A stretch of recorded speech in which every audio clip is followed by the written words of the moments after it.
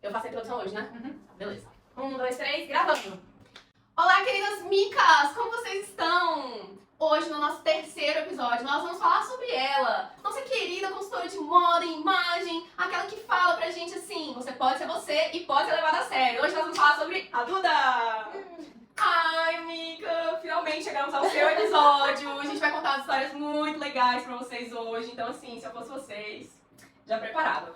Vamos começar? Vamos começar então. Mica, conta aí pra gente, fala um pouquinho das suas origens, de onde você veio, você nasceu aqui em Palmas. Nasci aqui em Palmas, sou palmense, tocantinense, nasci aqui em Palmas em 93. Quando eu nasci, amiga, não tinha nem hospital, eu nasci numa clínica aqui. E minha mãe conta que eu fui a primeira a nascer na clínica. Então no dia que eu nasci, eles ainda estavam terminando de organizar. Ela disse que já tava comigo no quarto, entraram e colocaram frigobar, sabe? Tipo assim, vai ali agora, calma aí senhora, só um minuto aqui, deixa a gente botar uma câmera. Vai dar certo. E eu nasci numa sexta-feira 13.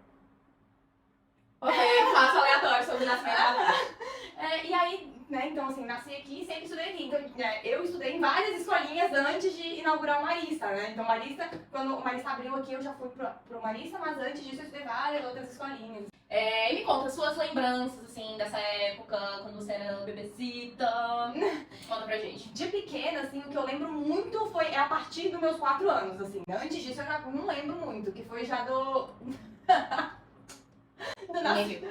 que foi a partir do nascimento do meu irmão, né? O irmão tem 4 anos a menos que eu, então desde lá eu já lembro bastante da vida com ele. Então, assim, toda a memória que eu tenho da minha infância é a partir dele, né? E eu lembro que quando meu irmão foi nascer, minha mãe tinha muito medo, meus pais tinham muito medo de eu ficar com ciúmes, né? Que já era grandinha, falava, né? E era só a atenção toda pra mim. E aí ela falava, eu lembro que no dia que minha mãe foi ganhar o irmão, e aí meu pai depois veio me buscar em casa e me levar pra maternidade pra conhecer ele, né? E aí ele foi no caminho falando assim, porque sempre que o irmão vai nascer, ele já ama muito a irmã dele, e aí ele traz um presente, e não sei o quê. E aí contou toda uma história, e aí quando a gente chegou na maternidade, ele quer ver o presente que o seu irmão comprou pra você, que ele trouxe pra você, e tal, não sei o quê. E aí era um cachorro, amiga, um cachorro de pelúcia, que é maior que eu hoje. Era um cachorrão enorme de pelúcia, eu tenho ele até hoje, tá no quarto, tá lá no meu quarto da casa da minha mãe. Nossa, imagina. Não, assim, gente, assim, imagina, entendeu? A cabeça da criança. Exatamente, tipo, mano, como que saiu Como que esse bebê trouxe esse cachorro maior que eu, assim, sabe? E aí isso foi uma coisa que ficou muito marcada pra mim, assim, eu falo que essa é a lembrança mais antiga que eu tenho da minha vida, que foi o presente que eu ganhei do meu irmão, que era um cachorro de pelúcia gigante. E tava lá até hoje. Cara, que incrível, meu Deus. Em relação, assim, estudamos no Marista, a gente já contou, já fizemos uma introdução no episódio passado, a gente se conheceu no Marista quando éramos aí bem bebezinhas, bem pequenininhas.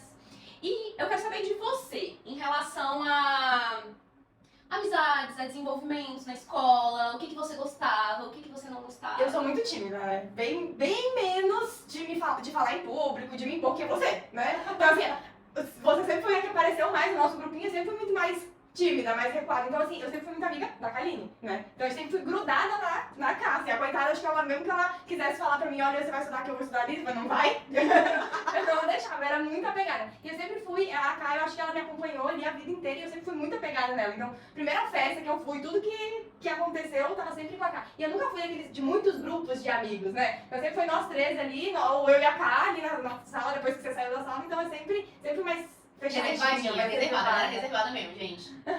E aí, assim, vamos assim, pra um momento. Você e a Cara muito juntas, assim, quando vocês começaram a aprontar aí algumas coisinhas, quando vocês foram pra festas, quando vocês foram pros primeiros shows. Conta pra gente um pouco, porque assim, elas tiveram uma experiência muito maior que eu nesse ponto da vida, entendeu, gente? Na baladinha. Baladinha elas eram muito mais, eu era muito assim, fica pra próxima e a próxima nunca chegou. Então, a introdução ela foi acontecendo aos poucos e ela começou muito cedo também, né? A gente começou a sair ali com 12, 13 anos, muito cedo. E assim, vinha, vai ter show de não sei quem em Palmas. E a gente, legal, tal. E aí os meus pais também, a gente vai, a gente leva vocês. Então no começo, quando a gente começou aí, eu lembro que nos primeiros shows os meus pais estavam juntos. Então a gente foi num... Qual que era, gente? Daquele que é do palco, do Dinheiro Preto? Café Inicial. Esse eu fui, gente, esse eu tava. Então, e aí eu lembro que a gente foi eu, minha mãe, meu pai, meu irmão e a Kaline. E aí, então, a gente começou indo com os meus pais. A gente chegava lá, largava eles, né? Ia dar um rolê sozinha, dar uma volta sozinha. Então a gente foi indo aos pouquinhos. E aí era sempre aquela história, né?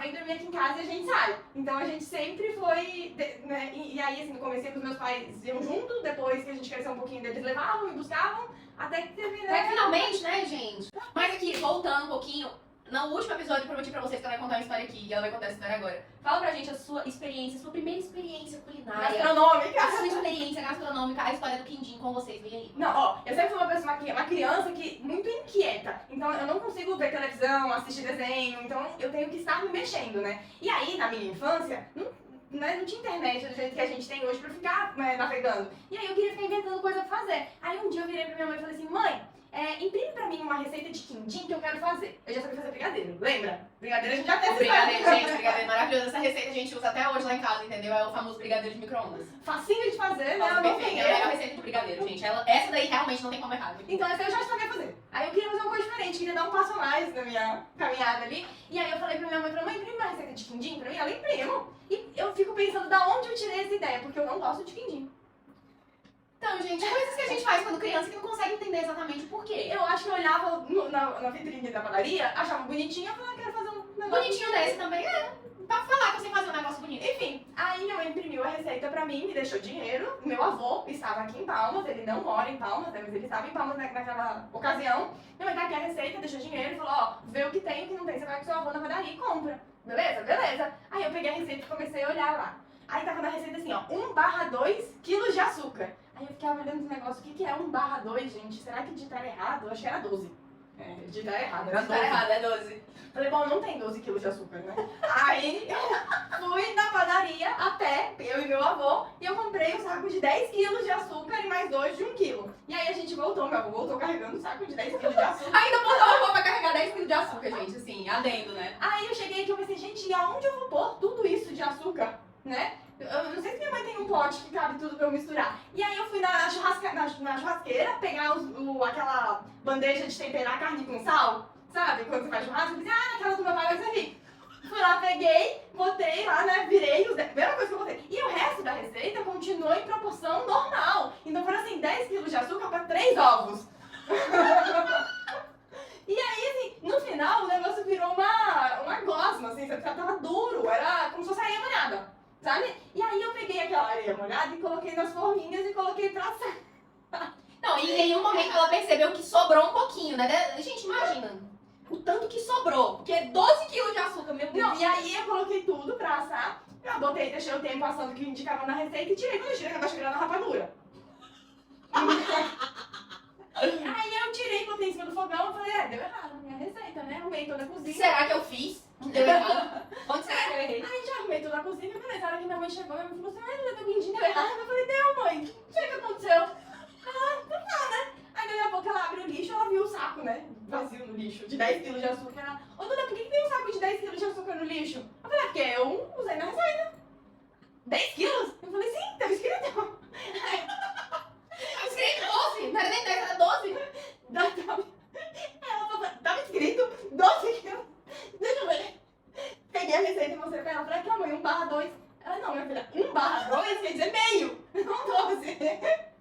Foi assim que eu descobri que 1/2 quer dizer meio. E não 12. E não 12. Tem outras, assim, depois que eu fui embora pra São Paulo, né? Eu fui um dia e tava com fome, queria comer, que vou fazer macarrão. Macarrão molho alfredo, será que é difícil? Eu tava na faculdade ainda, tava terminando a aula, tava morrendo de fome já. Aí eu pensei, vou passar no mercado, no caminho pra casa, e vou comprar os ingredientes e vou fazer um macarrão molho alfredo quando chegar em casa. Aí chegando lá, eu não tinha filtro de água naquela época em casa, né? Então eu tinha que comprar garrafas de água no mercado.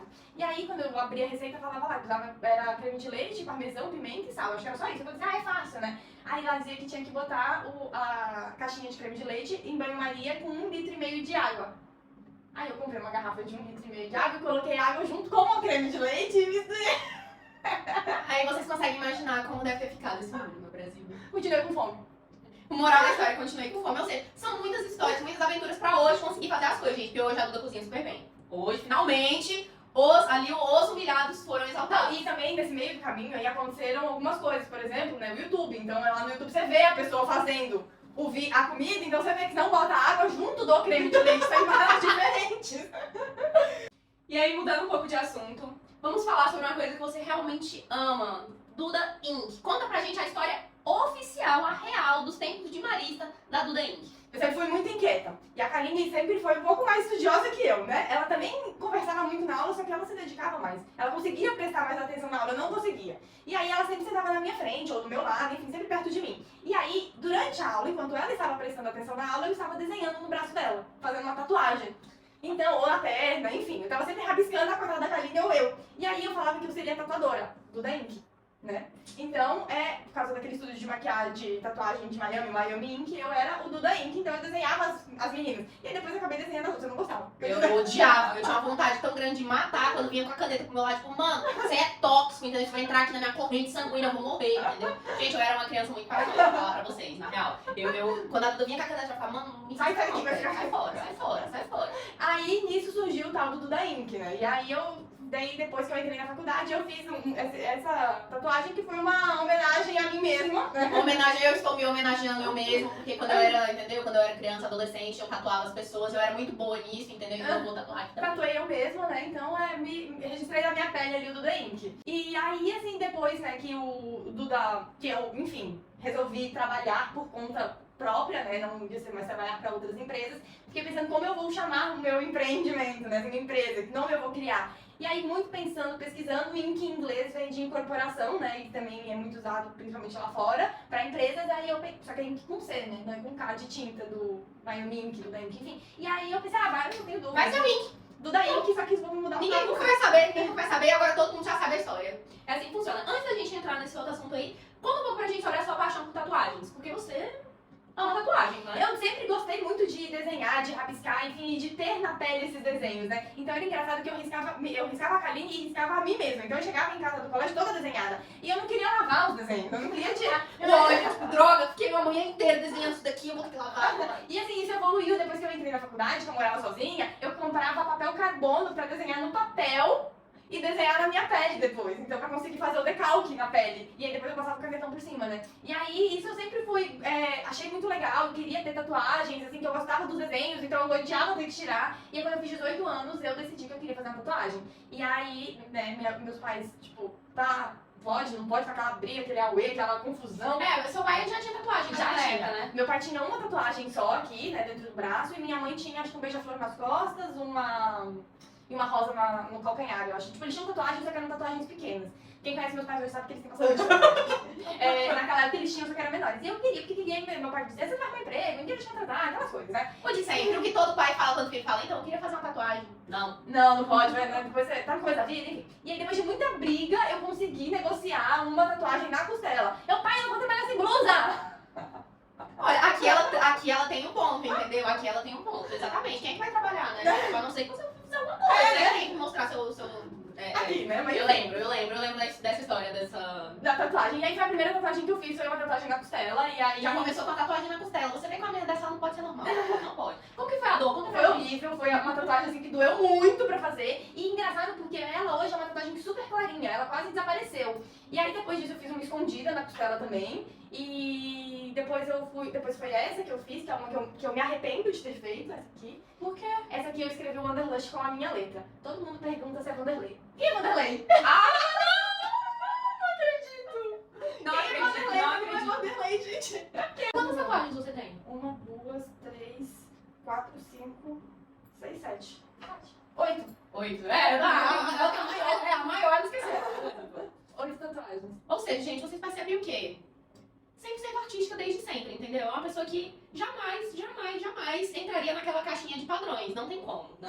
E desde criança, né, amiga? Você nunca teve essa coisa assim de ser, não sou padrão. Não, e lembra-se que eu sempre tive cabelo colorido? Do colégio também, eu sempre pintava, só que assim, não pintava todo, né? Eu pintava uma parte, pintava outra. E aí depois de mais velha, eu pintei ele todo de rosa. E aí, em relação a gente já contou, né? Eu contei a minha experiência, assim, de colégio, que eu ficava de recuperação em tudo. Você não ficava de recuperação, amiga? Eu ficava de recuperação, mas não muitas. Eu escapei algumas. Algumas eu fiquei e algumas eu escapei. E aí, quando entrou no ensino médio, eu comecei a ter mais dificuldade com a escola, assim, né? Com esse processo de aprendizado. E aí foi quando eu comecei a me dedicar também a estudar e eu não conseguia aprender e eu me senti uma anta. Eu comecei a fazer aula de particular. E aí a Kaline até falava assim, amiga, eu não sei o que você tem, porque você senta... Gente, a Kaline é a nossa amiga médica, entendeu? Então, assim, desde pequena ela já dava diagnóstico pra gente. Tipo assim, eu não sei qual é o seu problema, não. Ela falava pra mim assim, amiga, eu não sei o que você tem, porque você senta na cadeira, abre o seu caderno, escreve o título do que a gente vai estudar, fica com a caneta na mão olhando pro professor e não anota nada, não presta atenção. Eu não sei o que você faz. E aí, depois disso a gente começou a reparar também, tipo, né, algumas coisas. E, por exemplo, a gente pegou uma prova de matemática, eu lembro que eu tinha estudado pra caramba, eu fiz aula particular, então eu tava assim, ó, confiante que eu ia me dar bem naquela prova. E aí, quando eu peguei a nota, não tava bom quanto que era, mas eu lembro que a Carol, uma outra amiga nossa, olhou a prova e falou assim, ah, olha só, mas você acertou tudo, você só errou a ordem dos números. Então, tipo, era 32, você botou 23, era 34, você botou 42, 43, sabe, tipo... Que loucura, amiga! Aí, nisso, eu cheguei e contei pra minha mãe, né? Aí minha mãe marcou um psiquiatra, me levou no psiquiatra, e o psiquiatra falou que eu tinha déficit de atenção, né? Então, que a gente tinha que fazer um tratamento, aí que ele me orientou. Ele falou, pega essas provas, leva pros seus professores, mostra que o seu raciocínio estava certo e que o que você fez foi errar o número, vê se eles aceitam. Alguns me deram meio ponto a mais, outros não, mas enfim. E aí, depois disso, eu comecei a tomar remédio. E aí, eu tomei até, então, acho que foi o segundo e terceiro ano. E pra mim, eu falo que o remédio que eu tomei mudou a minha cabeça. Porque eu comecei a conseguir prestar atenção na aula. E muito mais que isso, eu lembro quando eu deitava na cama pra dormir à noite, assim, né, que tinha aula no dia seguinte, eu ficava passando na minha cabeça tudo que eu tinha estudado no dia. Ficava lembrando de tudo. Então foi uma coisa que mudou a minha cabeça pra sempre, assim. Eu nunca mais falei mesmo depois que eu tomei aquele remédio. E passando para suas descobertas, assim, como que você falou assim, vou fazer moda, vou pra São Paulo, vou mudar minha vida todinha, vou largar tudo aqui em Palmas, que se lasque todo mundo. Não foi muito bem uma decisão. Na época do ensino médio, aquela confusão, o que a gente vai fazer, não sei. A Karine sempre teve muito claro, vou fazer medicina. A Karine desde que a gente aprendeu a falar, ela ia fazer medicina. E eu nunca sabia o que eu ia fazer. E aí, chegou aquela época, eu tinha uma amiga aqui em Palmas, que era formada em moda, e ela falava assim, Duda, eu vejo muito vocês trabalhando com moda. Vai fazer moda? E eu ficava, será? É mesmo? O que moda faz? Assim, sabe? Tipo, não se conhecia direito. E aí, daí chegou um dia e falei, tá, vamos fazer moda, né? Falei com meus pais. Aí, falei, quero fazer faculdade de moda. Minha mãe falou, não, fechou. Meu pai vai fazer uma coisa de dinheiro, minha filha, moda? Gente, eu consigo imaginar esse diálogo perfeitamente. Daí, a minha mãe, que sempre trabalhou no meio acadêmico, né? Ela começou a pesquisar as faculdades de moda. Aí ela chegou pra mim e falou assim, olha, tava pesquisando aqui, a melhor faculdade de moda que eu encontrei fica em São Paulo. Já que você quer fazer um curso esquisito, vamos fazer em São Paulo. Então, não vai fazer qualquer uma. Vai fazer uma que seja boa, que se propõe a fazer, né? Que tenha nome, que vai te ajudar depois a se inserir no mercado de trabalho, já que não é um curso tão tradicional. E o vestibular tá aberto, vamos fazer? Falei, mas não adianta, se eu passar, o pai não vai querer que eu faça? Ela, não, vai sim, vamos lá. Aí ela fez a minha matrícula, a minha inscrição no vestibular, e ela falou assim, vamos lá, vamos fazer, vamos ver o que dá, se você passar, a gente vê, se você não passar, não passou, a gente vê. Aí fomos eu e minha mãe pra São Paulo, né, e no dia do vestibular, a FAAP faz um tour pela faculdade com os pais enquanto os alunos estão fazendo o vestibular. Que loucura! Isso porque eles têm uma estrutura enorme, eles têm oficina de costura, oficina de madeira, de cerâmica, de metal. É uma faculdade gigante, tem uma estrutura enorme. E aí, enquanto eu estava fazendo a prova do vestibular, a minha mãe estava fazendo esse tour. Quando acabou o vestibular, eu saí de lá e minha mãe, ai, muito legal, a faculdade tem isso, tem aquilo, é o mercado que mais emprega, que não sei, eu sabia falar tudo. Eu tava com os olhos assim, eu não foi. Ela tava super empolgada, ela tava mais empolgada que você. E eu assim, eu tipo, não sabia nem o que eu tava fazendo direito, sabe? Aí eu falei, mas não sei se eu consegui passar, enfim, tava lá. Bom, isso não é de uma pressão, né? Aí... A gente nunca se sente 100% pronto dentro do ensino médio, é impressionante isso, né? Tipo, a gente sempre fica com aquela coisa, gente, mas será que eu sou boa mesmo pra fazer isso?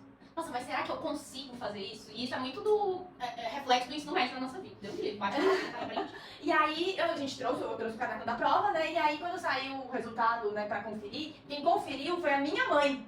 Minha mãe disse que eu acertei a primeira, a segunda e a terceira, que na primeira página tinham 3 perguntas. Ela disse que eu acertei as 3 primeiras, que eram de literatura, né? E aí, ela disse, opa, começando bem, né? E aí, no fim, eu tinha acertado algumas, né, e errado bastante. Ela falou, bom, não sei se vai passar, se não vai, vamos esperar sair o resultado oficial. E quando saiu o resultado oficial, eu passei, né? E aí, veio aquilo, daí minha mãe ficou, parabéns, você passou, e eu assim, ó.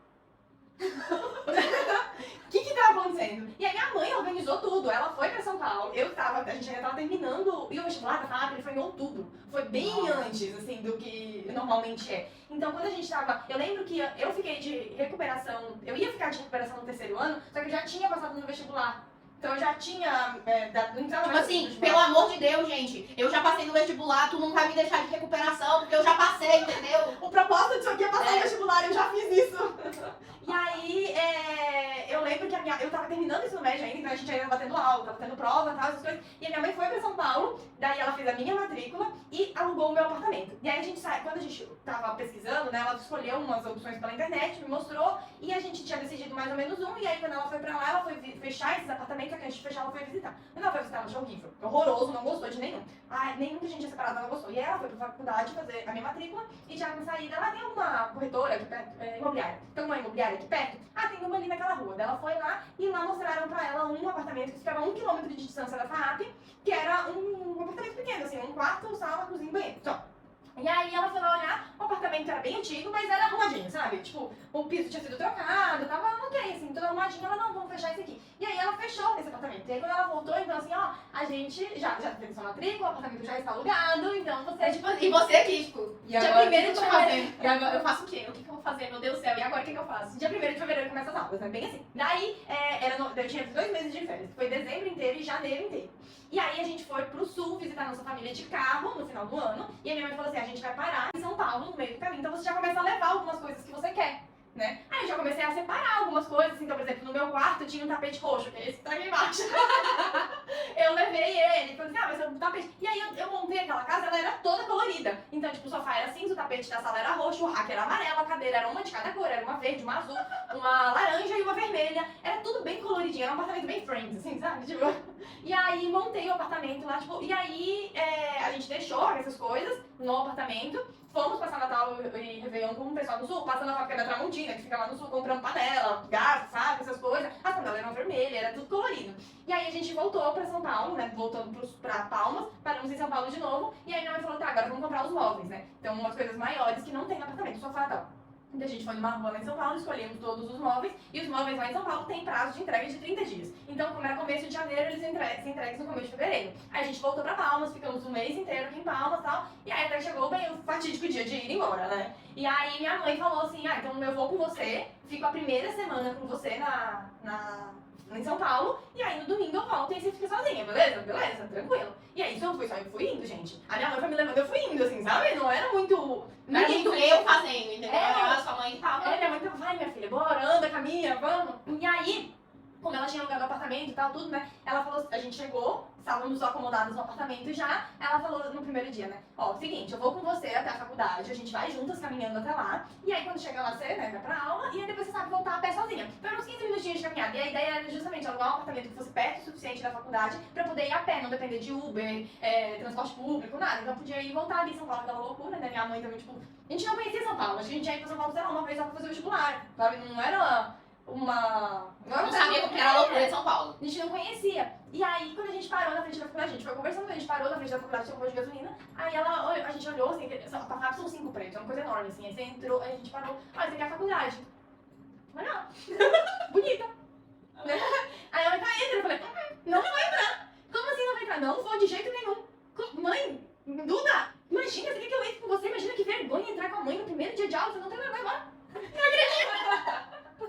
Aí ela olhou assim pro lado, olhou pro outro, tinha um menino passando. Ei, você estuda aqui? Estudo. Você aqui é minha filha, leva ela pra dentro da aula, pra dentro da faculdade, mostra pra ela a faculdade. Aí o menino, coitado, olhou pra minha cara e falou, tá, vamos embora. Meu nome é Klaus, o menino, né? O nome dele era Klaus, ele fazia arquitetura, ele já tava no 2º ano. Aí ele pegou, fez um tour na faculdade comigo, me mostrou onde ficavam todas as oficinas que minha mãe tinha conhecido no dia do tour lá, e ele me mostrou onde eu via a sala, onde tava o painel lá, que a gente via qual era a nossa sala. E a sua mãe não entrou com você? Não entrou comigo. Poxa, cara. Nossa, se fosse a minha mãe, cara. Se fosse a minha mãe, ela já tinha entrado antes de mim, já tinha feito amizade com a faculdade inteira, já saía de lá eleita presidente da faculdade, cara.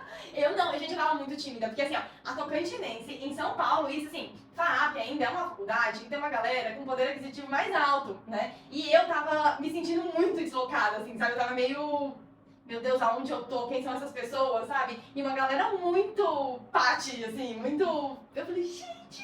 Outra realidade, Não outro que eu não universo. seja patricinha, Não, mas aqui em Palmas a gente não tem noção disso, assim. Aqui em Palmas é muito difícil, você não encontra uma galera assim. Então, desse jeito, junta né? dinheiro, assim, sabe? E aí, que nem assim, eu fui pra faculdade, gente, com a mesma mochila que eu ia pro ensino médio. Era uma mochila de zebra, você lembra dessa mochila? Era uma mochila de zebra, eu tava de calça jeans e calça vermelho. Eu entrei na faculdade igualzinha, assim, só mudou a camiseta. Aí você pega aquele vídeo que viralizou no TikTok da menina fazendo tour na faculdade de moda, aí você lembra exatamente, aí você imagina a Duda com all-star, calça jeans, camiseta, e uma galera vestindo, sei lá, Prada. Era exatamente isso. Foi justamente esse o meu choque de realidade ali. E aí, assim, aos poucos eu fui, e aí, assim, muito tímida, não conhecia ninguém, e muito quietinha, então, assim, o pessoal perguntava, não, onde você estudou? Eu falei, então, não sou de São Paulo, né? Porque daí eles começam a falar, tipo, estudei no Rio Branco, estudei no... Enfim, né? Estudei fora do Brasil. Tipo, uma galera assim, eu falei, então, gente, eu vim do Tocantins, então, tipo, tinha gente que sabe o que era, tinha gente que achava que era no Mato Grosso, tinha de tudo. Como todas as pessoas, né? Você chega pra falar pro paulista e o pessoal acha que a gente sai na rua montado numa capivara fazendo Desse jeito, né? E aí, assim, aí logo que começou, tinha uma outra menina. No primeiro dia de aula, quando eu entrei na aula, tinham 2 meninas já. E aí eu sentei em uma mesa assim no cantinho, tinha 2 no meio da sala. Eu sentei num cantinho e aí já chegou uma outra menina também sentou do meu lado, se apresentou e tal. E aí na hora da chamada eu ficava vendo que as pessoas respondiam pra tentar descobrir quem era o nome de quem, né? E teve uma menina em particular que me chamou muita atenção, que eu achei ela muito bonita. E aí, na hora da chamada, o nome dela era a Nick. A Nick. Aí eu, nossa, que bonita, a Nick, o nome dela, tá? Diferente. E ela tem uma cara linda, assim, né? Aí cheguei em casa, né, depois que acabou a aula, tal, voltei pra casa caminhando, deu tudo certo, sobrevivi ao primeiro dia de aula. Aí, minha mãe, e aí, como foi a aula? Tudo gostou? Foi legal? Conheceu bastante gente, suas amigas, não sei o quê. Falei assim, né, conheci uma menina chamada Gi e tal, não sei o quê. Fui explicando, né, tipo, mais ou menos assim que eu conheci. Mas é uma menina muito bonita, a mãe, ela tem um olho bem claro, o nome dela é a Nick. Minha mãe, e ela é do Brasil? Eu falei, não sei, ela é super diferente. Não sei, ela é muito diferente, mãe. Não dá pra saber, não. E aí, a gente tava lá, tipo, todo mundo meio que se conhecendo, e a Nick também é tímida. E aí ela também guardava, só que assim, ela chegava mais cedo que eu, e as meninas iam sentando de conforme iam chegando, né? Sentando nas cadeiras. E ela guardava um lugar pro meu lado, só que eu não sabia que ela tava guardando pra mim, eu sentava longe pra caralho dela. E ela ficava, gente, eu guardo um lugar pra essa menina vai sentar lá longe. Eu sei que ela lutou pela nossa amizade e no fim deu super certo. A Nick é um super presente que eu ganhei de São Paulo, é minha amiga até hoje, nossa. Inclusive, a Nick veio pra Palmas pro casamento da Duda. Gente, um dos melhores dias da sua vida, pode falar, foi a sua despedida de solteiro. Foi incrível. Foi incrível, gente, foi incrível. A gente lembra parcialmente desse dia? Eu lembro, você lembra parcialmente. Mas não fui só eu, entendeu? Muitas pessoas só lembram parcialmente desse dia. Eu lembro até que o Fábio virou e falou assim, não, antes da gente voltar pra sua, Fábio, vamos falar sobre relacionamento.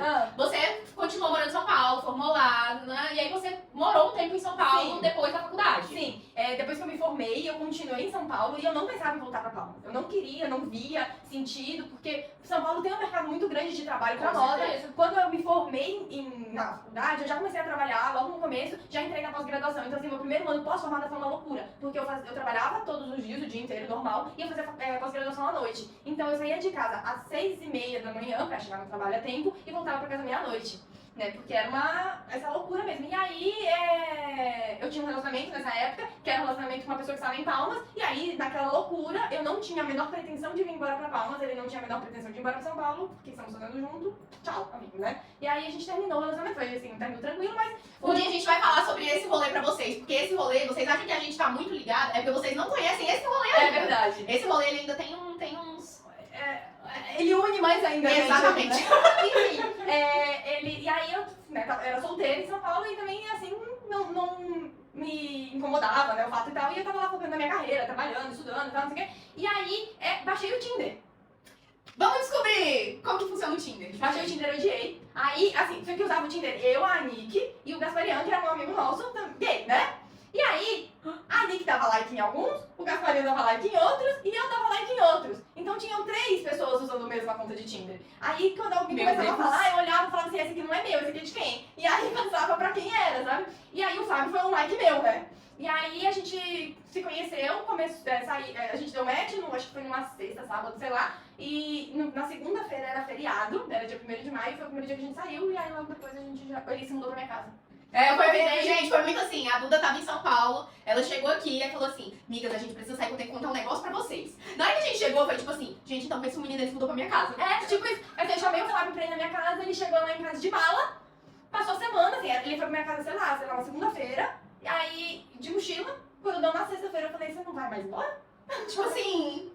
Você não tem de 15 dias que eu conhecia ele, assim, não era nada contra a pessoa, só que assim, eu fiquei meio assustada com a rapidez da pessoa, né? Foi bem rápido, né? Inclusive, tem até o negócio da tatuagem também, né? Vocês conheciam há pouco tempo. A gente se conhecia há pouco tempo e ele tava fechando o braço dele de tatuagem e ele resolveu fazer um relógio que eu nasci dia 13/8, né? E aí ele botou os ponteiros do relógio 13/8, o relógio não tem 13, né? Mas ele botou, no lugar do 12 ele fez um 13 e botou como se fosse um 13 e outro 8. Ai, gente, e eu olhava últimos românticos, né, o Fábio e eu olhava pro menino e falei, meu Deus, esse menino é doido. Gente, a reação foi muito essa. A Duda chegou em Palmas, ela tava assim com a cara de pânico, assim. Gente, então, assim, eu conheço ele há umas 2 semanas e ele se mudou pra minha casa. E aí eu fico olhando assim, tipo, e aí, meu filho, sim? Sim? Não tem casa, não? Sim. E ele chegou e ele já foi fazendo tudo, sabe? Tipo assim, precisa pendurar isso, ele pendura, precisa arrumar aquilo, ele arruma. Tipo, ele já foi... Prestativo, a gente precisa Ele entrou, né, lá em casa, e aí, assim, depois, né, eu morava sozinha em São Paulo primeiro, depois o meu irmão mais novo passou na faculdade. Aí quando ele passou na faculdade, a gente se mudou de apartamento, porque o apartamento só tinha um quarto. Aí a gente foi pro apartamento de 2 quartos. E aí, então, morava eu e meu irmão. E aí, quando o Fábio chegou, foi eu, ele e o Fábio, né? Eu, meu irmão e o Fábio, que moravam juntos, praticamente. E foi muito bom. E aí, assim, vocês conviveram um tempo lá. E quem foi a ideia de voltar pra Palmas? Aí, a gente conversando muito, assim, né? O Fábio também, como bom paulista, não fazia ideia do que era Palmas, Tocantins, o que é isso? Né? Eu falei, eu pra ele assim, eu sou de Palmas, tá, assim. E aí a gente tava falando de calor, de frio, eu falei assim, porque eu sou de Palmas, eu sinto muito frio. Aí ele virou pra mim, não é quente? Querido, é assim, frio, suave, assim. Eu falei, não, é muito quente, né? Daí eu percebi que ele não conhecia nada. Porque teve uma novela que passou aqui em Palmas, né? Do outro lado do Paraíso. Do outro lado do paraíso. E aí, a partir disso, muita gente em São Paulo começou a conhecer Palmas e viu que não era... E achava que Palmas era tipo assim, 15 minutos do Jalapão. É tipo assim, eu vou ali no Jalapão e já volto. É pulinho. Gente, a gente que mora aqui, a estrada é muito longe. Amiga, você já foi pro Jalapão? Jamais. Até porque quem mora em Palmas nunca foi pro Jalapão. O tocantinense raiz, ele nunca foi pro Jalapão. E é isso. E aí, né, daí o Fábio, tipo, nessa época já tinha rolado a novela, o Fábio não tinha visto a novela, ele né, continuou sem saber o que era aquela porcaria, e aí um dia ele virou pra mim e falou assim, o que tem legal fazer lá em Palmas? Aí eu falei assim, então, quando eu saí, né, a gente nem tinha um campeonato de shopping ainda, tipo, Palmas era bem menor do que é hoje, né, quando eu fui embora. E aí eu falei assim, então, o que tem que fazer em Palmas, né, tipo, sei lá, Essa pergunta é complexa, Aí eu já lavando, eu comecei a mostrar umas fotos, tipo, no celular mesmo, e ele falou, essa porra não fica no Chile, não? Aí eu, não, querido, fica lá em Palmas. E aí, nisso a gente veio, daí a gente contava muito como era, eu contava como foi a minha infância em Palmas, ele contava como foi a infância dele em São Paulo, o Fábio é um menino de apartamento, né, assim, cresceu num apartamento, só que ele ainda teve casa na praia, então ele teve mais contato com a rua do que alguns paulistas, enfim. E aí a gente contava muito, e aí um dia a gente tava aqui, ele veio pra Palmas, no ano que a gente conheceu, ele veio passar o ano novo aqui em Palmas, eu passei o Natal na casa dos pais dele em São Paulo e a gente veio passar o ano novo aqui em Palmas. E aí ele veio, conheceu a cidade, a gente voltou pra São Paulo, né, ficamos mais 6 meses lá, e aí a gente veio em julho pra cá, porque meus pais fizeram uma festa, veio uma galera, um monte de gente e tal, que foi quando você conheceu o Fábio. Né? Que é aquela vez no Mujica, lembra? Sim, gente, foi muito bom esse dia. Eu e o Fábio, a gente se deu muito bem, assim, tipo, de cara. Na hora que eu bati o olho naquele maluco. E ele bateu o olho em mim. Gente, foi assim, brothers, somos brothers. E aí, a gente veio... E aí, nesse dia, quando a gente tava um dia na casa da minha mãe, ele olhou pra mim e falou assim, vamos vir embora pra Palmas? Aí eu falei, tá. Vamos se organizar e a gente... Vocês lembram, né, gente, quando eu fui embora pra São Paulo, eu falei assim, vai, mas eu quero ver voltar pra Palmas. Vamos se organizar. E a gente ficou 6 meses se organizando, pensando. Nós dois trabalhávamos em São Paulo. Aí, tipo, em Palmas a gente vai trabalhar com o quê? Vamos arrumar um emprego, então. Então, tipo, daí a gente ficou 6 meses e Fábio arrumou um emprego aqui e a gente decidiu vir. E a gente ficou morando na casa dos meus pais 1 ano. Até a gente comprar o nosso apartamento e... Fazer o casamento, gente. O casamento foi muito bom. E aqui você começou a desenvolver a sua Duda Inc. Você começou a verificar que a nossa cara de novinha aí pode dar uma dificultada nesse processo de ser levada a sério profissionalmente e tudo mais. Você teve uns perrengues também, passou uns perrengues. Conta pra gente um pouco da sua experiência profissional, tanto em relação à criação do Duda Inc. mesmo, todo o seu projeto, mapa de estilo, consultoria, tudo. Conta pra gente. Então, e aí depois que eu voltei pra Palmas, né, então o Fábio trabalhava fora, eu não, e aí eu pensei, bom, agora eu preciso então estruturar tudo, me organizar como uma empresa, né, e aí que eu fui atrás de CNPJ, dessas coisas, né, de buscar cliente, e aí uma coisa que eu sempre pensei muito, assim, que eu preciso trazer para que as pessoas entendam o que é a consultoria de imagem, né? Então, muita gente não sabe o que é esse serviço, acha que é um esquadrão da moda, que a gente acha... Com certeza. Gente, quando tu falou pra mim, não, fazer consultoria de moda, eu falei, gente, como é que o esquadrão da moda vai funcionar em Palmas? Tem mercado pra isso aqui? Eu ficava, gente, isso aqui vai ser loucura. Porque primeiro que são poucas lojas, né? Na época que você voltou, quase não tinha. Tinha uma outra loja que era consolidada, hoje tem muito mais loja, o pessoal tem vários estilos, cresceu muito. Só que naquela época era um negócio tipo assim, gente... E foi pandemia, gente, eu cheguei já em fevereiro de 2020, a pandemia chegou em março. Então foi uma época bem conturbada, assim, e assim, eu fui a minha primeira cliente de consultoria, né? Porque quando eu comecei a minha vida profissional, eu comecei a sofrer muito esse negócio, porque daí assim, eu saí eu entrei na faculdade usando as mesmas roupas que eu usava no Marista, pra ir lá com 15, 16 anos. Aí quando eu entrei no mercado de trabalho, eu tava usando as mesmas roupas da faculdade, que eram as mesmas roupas do colégio. Então eu ia trabalhar de calça jeans, rasgada, tênis ao estar, camiseta, mochilinha nas costas e vambora, vamos fazer o meu trabalho. E aí, as pessoas não me levavam a sério, então tipo, eu apresentava as coleções e as pessoas não botavam fé no que eu tava falando, não passava confiança, credibilidade. As pessoas não conseguiam comprar a minha ideia, assim. E o trabalho de estilista é vender a sua ideia, né? Porque a gente faz toda uma pesquisa por trás, a gente faz uma aposta e a gente vende isso, né? E aí eu não tinha, eu sempre estava me penando daquilo. Então eu consegui adequar a minha imagem para eu conseguir desenvolver o meu trabalho como estilista. E aí quando eu vim pra Palmas eu pensei, pronto, agora eu preciso trazer isso para as pessoas. O que eu fiz comigo, então eu sou capaz de fazer com outras pessoas também. E aí foi quando eu comecei a desenhar tudo isso. E aí, justamente, eu trouxe o mapa de estilo para mostrar, para ser o primeiro passo da consultoria. Porque a consultoria é um processo longo, de 3 meses, em que eu fico muito tempo com a cliente. No mapa, quando ela não tem certeza, então ela não sabe direito se ela vai dar ou não aquele passo. Então eu trouxe o mapa justamente para ela ter essa certeza. Então é um gostinho da consultoria. Então ela faz o mapa, que é o primeiro passo, e ali no mapa ela vai ter certeza se aquele serviço, a consultoria, ela de fato vai ajudar ela ou não. Com certeza, eu como uma das maiores clientes da Duda, eu posso falar que, gente, sério, foi uma coisa assim surreal que mudou muito a minha vida. Porque eu tinha esse mesmo problema, né? Eu sempre fui muito fora da curva, assim, em relação a aparência do advogado, a aparência, porque a minha profissão ela é muito fechada. Só que é aquilo, a gente não quer abrir mão da nossa essência, a gente não quer abrir mão de quem a gente é, só pra poder entrar e se encaixar lá naquele meio. Pra poder crescer profissionalmente. Exatamente. E quando a Duda começou a fazer esse trabalho, inclusive, antes disso, vamos fazer o primeiro. Antes da Duda fazer o mapa de estilo, ela foi pioneira aqui com aquela coisinha maravilhosa chamada análise de coloração pessoal. O dia que a Duda fazia análise de coloração pessoal comigo, que não tinha preto na minha cartela de cores, eu quase joguei ela de Quase acabou a amizade. Quase acabou a amizade. Ela, ai, porque ela quis eu sofrer. É isso aqui? Cadê o de preto? brincadeira. Você tá de brincadeira comigo. Gente, a minha era verão frio.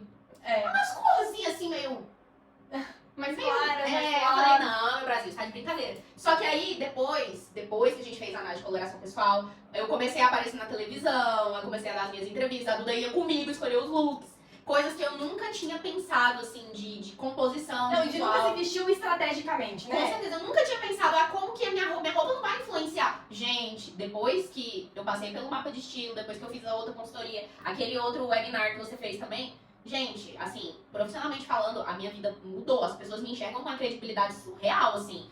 Até a forma como a pessoa trata você é diferente. Uhum. E em nenhum momento, acho que isso é o mais importante de tudo, em nenhum momento eu me senti desconfortável, eu não me sentia eu mesmo com a roupa que eu tava vestindo. Eu acho que isso é o mais importante. E lembra que na coloração pessoal, é isso que a gente tava conversando, que uma coisa são as suas cores que pertencem pra você, né? Que estão na sua pele, cabelo, olhos e estilo. E que são as suas características físicas. Outra coisa é o seu estilo e a mensagem que você quer passar. Você não quer passar essa mensagem da beleza certinha, harmônica, daquela coisa calma, daquela beleza tão feminina que chega a ser delicada. Você quer trazer esse impacto. Então, usar as cores que não estão na sua cartela vão trazer esse impacto, vão trazer essa agressividade pra imagem. E faz muito sentido dentro do seu estilo, da sua profissão e de como você quer ser vista pelos outros. Então, justamente essa ideia. O preto, ele não tá na sua cartela porque ele não vai ficar aquela beleza harmônica. E o vermelho também não tá na minha cartela. E aí, quando eu fui pintar o cabelo de vermelho, a primeira pessoa que eu mandei mensagem, eu falei, amiga, eu vou pintar meu cabelo.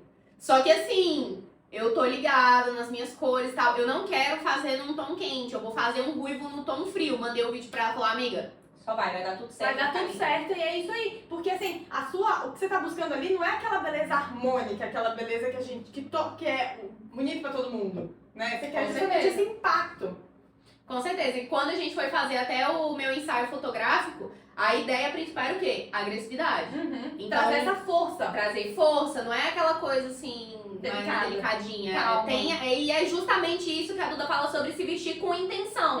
Depende muito do que você quer passar pras pessoas. E eu acho que essa questão, tanto na consultoria quanto no APA, fica muito claro, muito né? a chave. E é justamente assim, não é toda advogada que vai fazer sentido ter essa imagem. Com Tem certeza. outras advogadas que aquela, por exemplo, advogada de direito da família, Sim. ter essa imagem de mais acolhimento faz muito mais sentido e vai ajudar ela a crescer profissionalmente com essa imagem. Agora, pra você, sendo quem você é e tendo a carreira que você quer trilhar, essa imagem tão delicada não vai Com te ajudar. certeza, porque é muito do seu lugar, de onde você tá e o seu cliente. Então, por exemplo, se eu vou atender uma pessoa, tanto dentro da minha profissão mesmo, eu sei que se eu for atender uma mulher em uma situação de vulnerabilidade, que sofreu violência doméstica, eu não posso estar vestida com uma roupa muito escura, Impactante. um batom impactante pra mostrar força. Não, naquele momento ela precisa de um acolhimento. Então, tem que estar mais ligado com os tons mais claros, né? Eu tenho que passar pra ela a imagem de que eu sou uma pessoa acessível. E que você pode contar com ela, que ela pode contar com tudo que aconteceu, que você não vai usar isso contra ela. Com certeza. E isso em qualquer outra profissão. É muito importante a gente falar sobre isso. Porque às vezes a gente enxerga a nossa profissão muito como, eu vou lá e vou embora. Eu vou, faço isso, vou embora. Eu vou, faço isso, vou embora. E às vezes a pessoa não consegue entender porque ela não tem promoção.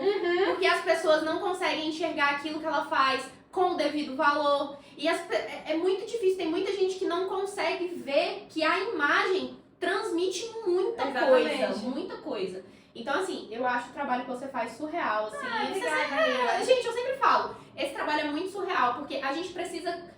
nós como mulheres, e aí se você é uma mulher que tá assistindo a gente aqui no Entre Micas hoje, eu queria deixar esse recado pra você também. A Duda, consultora de moda, ela vai falar isso muito melhor do que eu. Mas eu como cliente, como amiga, como pessoa que teve a vida transformada, como uma pessoa que teve a vida transformada, gente, não menospreze a sua imagem. Porque é ela que vai...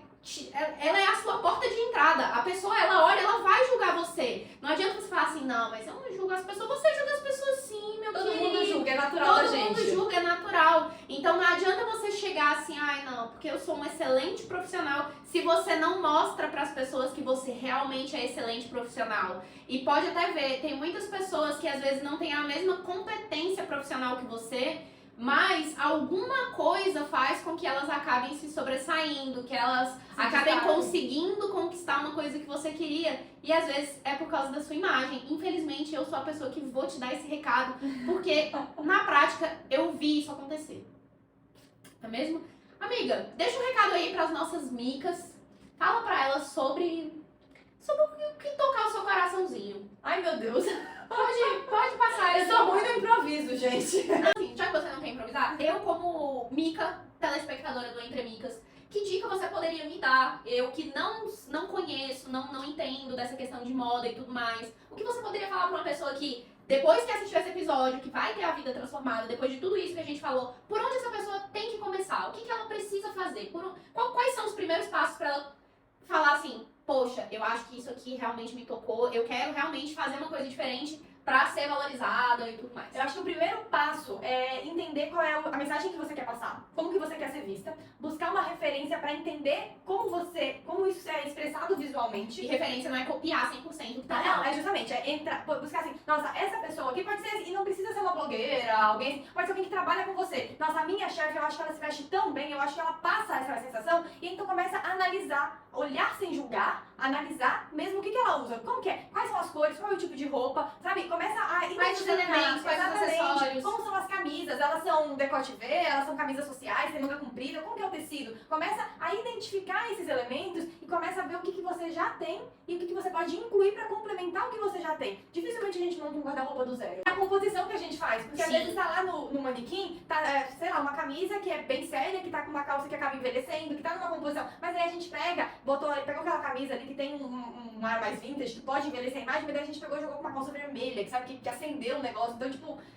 entender que a gente pode montar e modular, a gente não precisa repetir igual, que é o negócio da referência, né?